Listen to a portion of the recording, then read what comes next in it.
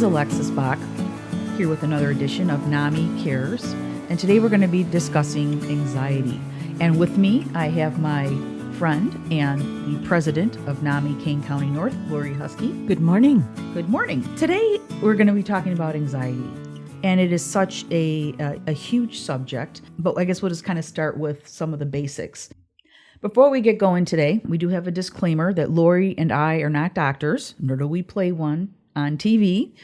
We are here through NAMI, specifically NAMI Kane County North, to educate and to give general information about mental illness. Thank you. I'm happy to be here and happy to talk about anxiety because it is the most diagnosed mental illness in the U.S., and I've read statistics globally. There are many forms of anxiety. We live in a world that really creates lots of stresses. And I also want to share that as I'm talking through these different forms of anxiety, that there are ways to learn to live with this and to lessen your stress about it. Can you let me know what some of our sources for this podcast are? Right. Of course, I rely on NAMI National at NAMI.org for all of my facts and statistics, but we also glean lots of information from mentalhealth.org, the National Institute of Mental Health, Mental Health America, SAMHSA, which is the Substance Abuse and Mental Health Services. It's a government program, the American Psychiatric Association and Support Alliance, Depression and Bipolar Support Alliance, and getting information from the DSM-5, which is the Diagnostic and Statistical Manual of Mental Disorders. And it's the most current, up-to-date one. So I want to really reinforce that if you find that mental illness is now going to be part of your life and your family's life, education is your best friend. So what are some of the most common anxiety disorders? Yeah, there are quite a few. There's general anxiety disorder, which is referred to as GAD. And there's social anxiety disorder, panic disorder, and phobias. There are some other anxiety and disorders that include agoraphobia, selective mutism, separation anxiety disorder, and substance medication-induced anxiety disorder involving intoxication or withdrawal of medication treatment. There are a number of mental health disorders that say on the face of your loved one was diagnosed with bipolar, they also may have anxiety. So they are dealing with double disorders and different treatments for those things. I want to talk a little bit about some of the symptoms. Okay. The emotional symptoms of someone suffering from anxiety disorder are feelings of apprehension or dread, feeling tense or jumpy, restlessness or irritability, and anticipating the worst and being watchful for signs of danger. The physical symptoms are pounding or racing heart and shortness of breath. Some people have told me that they feel like they're having a heart attack, and they've literally gone to the ER for that reason. Sweating, tremors, twitches, headaches, fatigue, insomnia, upset stomach, frequent urination, and diarrhea.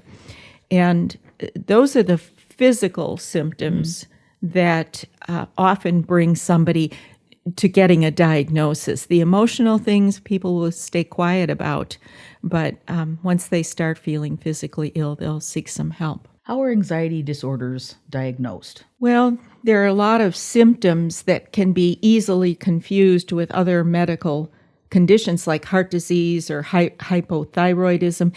In fact, when we are talking with family members at support groups, we tell them before they seek out the mental health diagnosis, They need to rule out physical reasons for things. And many people have reported that having issues with your thyroid can also affect other things going on in your body. So it's a good idea to get that taken care of first. And then your doctor, your general practitioner, could recommend you to see someone if there are some other things that maybe need to be addressed.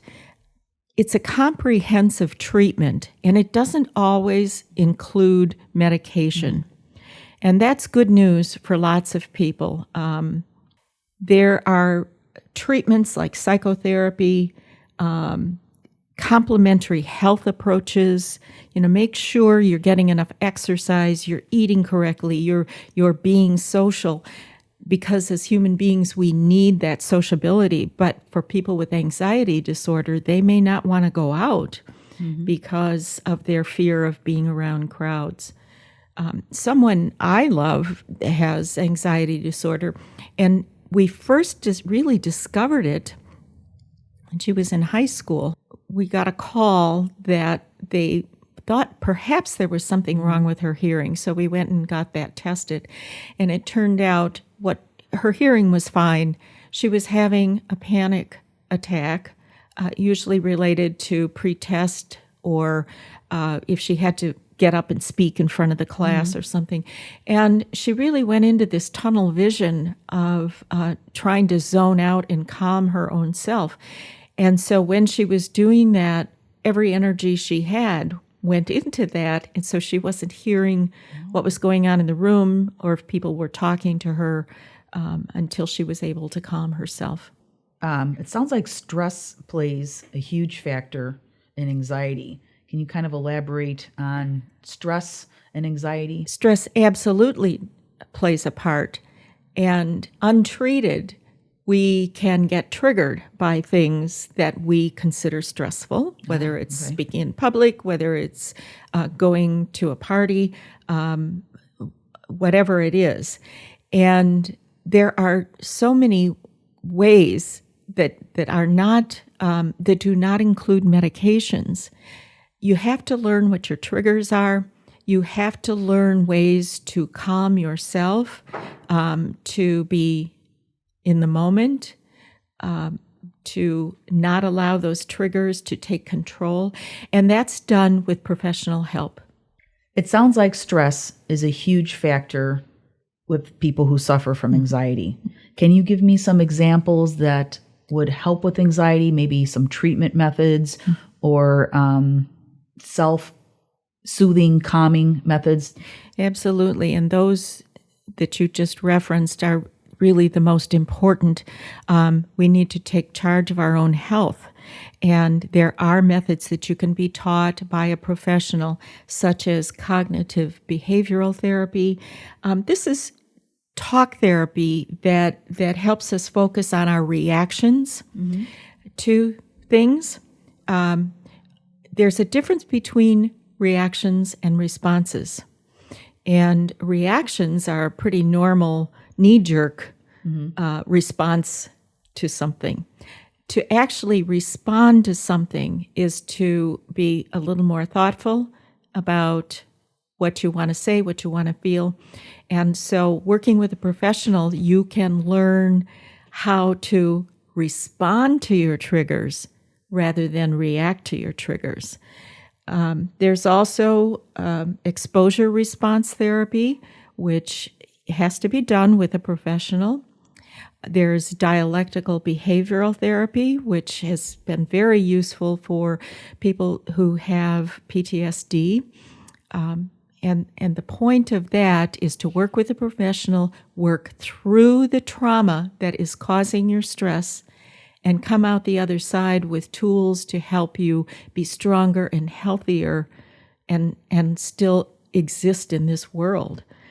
And of course, as I mentioned, the complementary things, the good eating habits and good exercise habits, good social habits, those things are all important if we're going to partner with our health professionals to get better.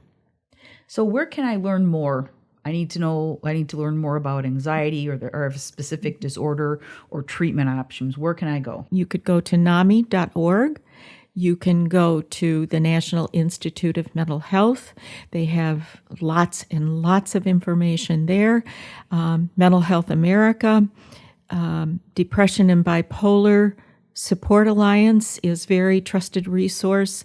SAMHSA, that's SAMSHA, is a very trusted resource as far as accurate information. So I would say start your research. And if you want something, a list in writing, contact me at NAMI at 847-410-9719 or go to our website, which is namikcn.org, and we'll see that you get a list in hand. We also have a Facebook page, and we offer continued updated information. We ask for input from people who follow our page on what works for them. And all of those things are good tools to recovery. Thank you very much today, Lori, for all of the good information and the sources that your average person can go to learn a little bit more about anxiety and treating anxiety. This has been another edition of NAMI Podcast, and we will see you next time.